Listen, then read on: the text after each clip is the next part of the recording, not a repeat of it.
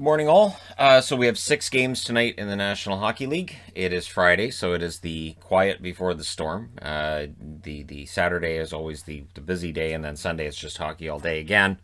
And so, yeah, look for the preview for the Saturday games to be posted tonight as soon as possible, likely after these games are all done. And yeah, we've got one starting at 4 o'clock, one starting at 5 o'clock my time, two starting at 6, and then two starting at 7. Not too shabby. So the one game starting at 4 o'clock Pacific, 7 o'clock Eastern is the Washington Capitals in against the New Jersey Devils. And of course, the Capitals, with their loss yesterday, they're now tied with the New York Islanders for first in the division. New Jersey's 10 points out of the playoffs. So their overall records, Washington's 23-9-4.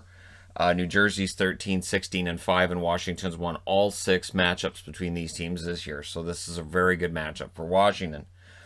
On the Washington side, Kuznetsov. It's kind of surprising that in 26 games he only has 6 goals and 12 assists, but not every player is having a fantastic season. And of course, since it's not an 82-game schedule, you don't have as much time to make up for slow spots in your production. Zdeno Chara, 2 goals, 7 assists, has had a solid season thus far. On the New Jersey front, Ty Smith gets a lot of attention, 2 goals, 17 assists, as a very good rookie defenseman and a potential front runner for the Calder. And Miles Wood, 11 goals and 4 assists. His goal scoring is it feels like it's kind of dropped off a bit, but still, 11 goals for him is very good.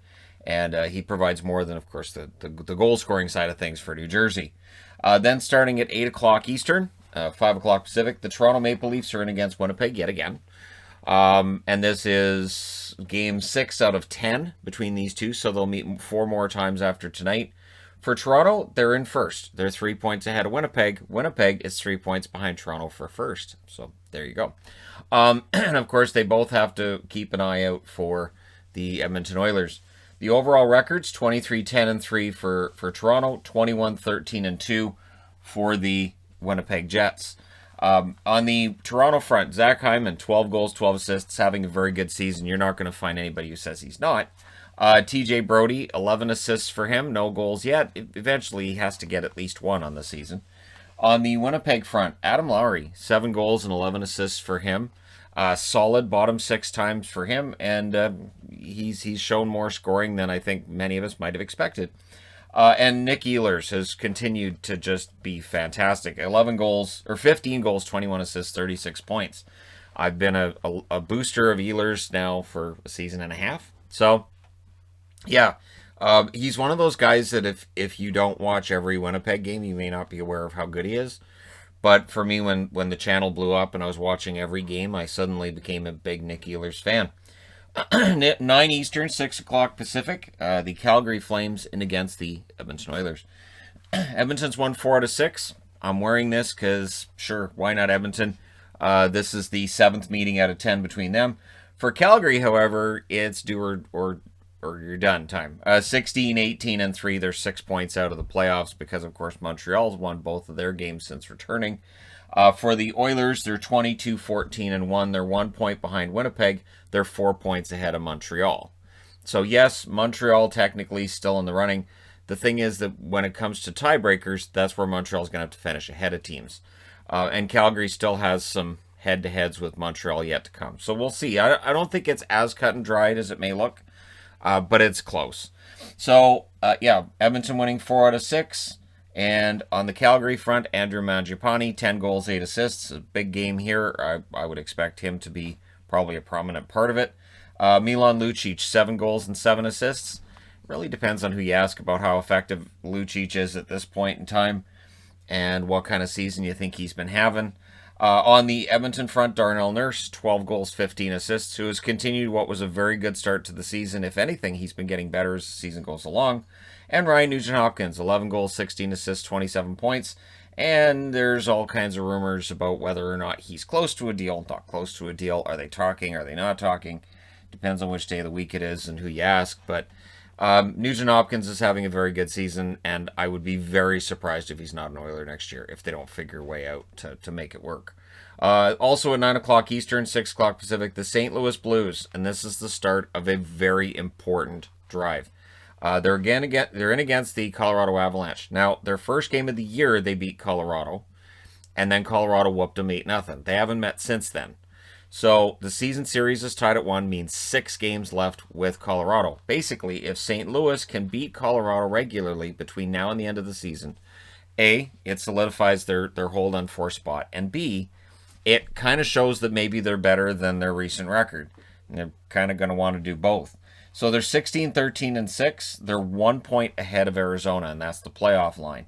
So if you're a Coyotes fan for tonight, you're also an Avalanche fan. Colorado's 23, 8, and 4. They're tied for first in that division with Vegas. On the St. Louis front, Hoffman, 8 goals, 12 assists. I talked about him in a video yesterday. I don't know if this year in St. Louis has necessarily meant that he'll get more money next year, or how much he'll get, or whether he'll stay in St. Louis. We'll see. Ryan O'Reilly, 12 goals, 21 assists for 33 points. What stands out to me with O'Reilly is the 16 penalty minutes, which I'm pretty sure is more than he had all of last season. So a bit of an ornery Ryan O'Reilly this year. On the Colorado front, Nachushkin, 8 goals and 9 assists for 17 points.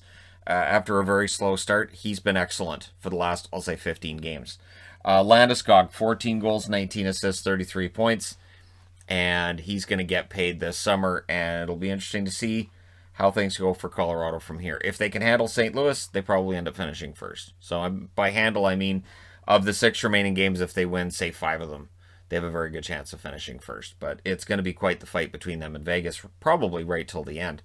Then starting at 10 o'clock Eastern, 7 o'clock Pacific, we've got the Arizona Coyotes, who, like I said, will be big fans of the Avalanche tonight.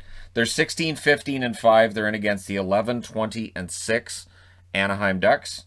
The Ducks, of course, 10 points short of the playoff line right now, and Arizona 1 short.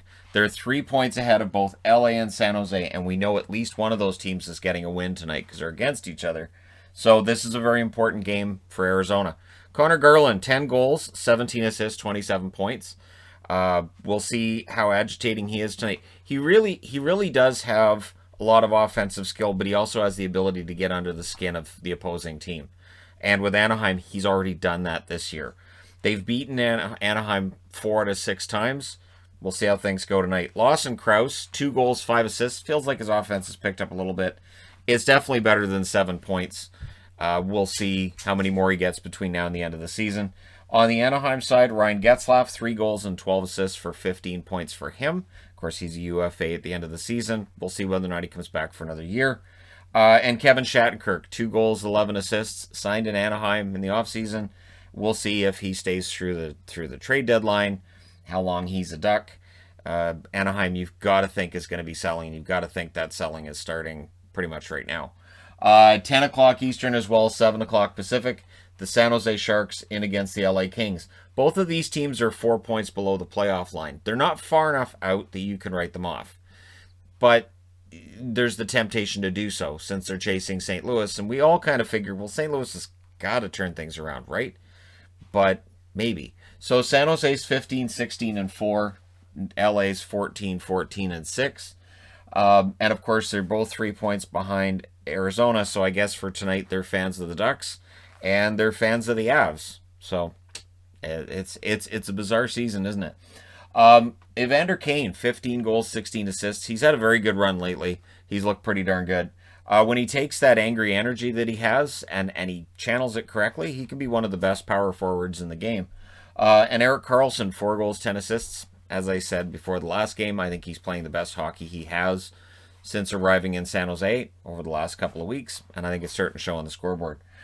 Adrian Kempe, 12 goals and 8 assists, and it feels like he gets a lot of posts and a lot of near misses.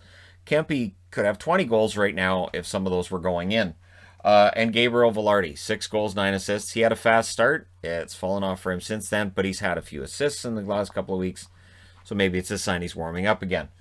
For both of these teams, the Kings and the Sharks, they need to start putting together wins. They need to get on that streak and hope for some help from teams that are against St. Louis, or to help themselves when they play St. Louis, which isn't very often because of St. Louis's remaining games. 17 of them are against the top 3 teams in the division, which makes sense because they have 6 games left against Colorado. I think they still have 6 or 7 left against Minnesota. So yeah, they're going to be tested, and we'll see if any of these other teams in the West end up catching them. Let me know your thoughts in the comment section below as always. Let me know your winners as well. Don't forget to hit like and subscribe. If you're browsing your way through, you just happened upon this video. Thank you guys so much for watching, for all your support. I will talk to you again soon.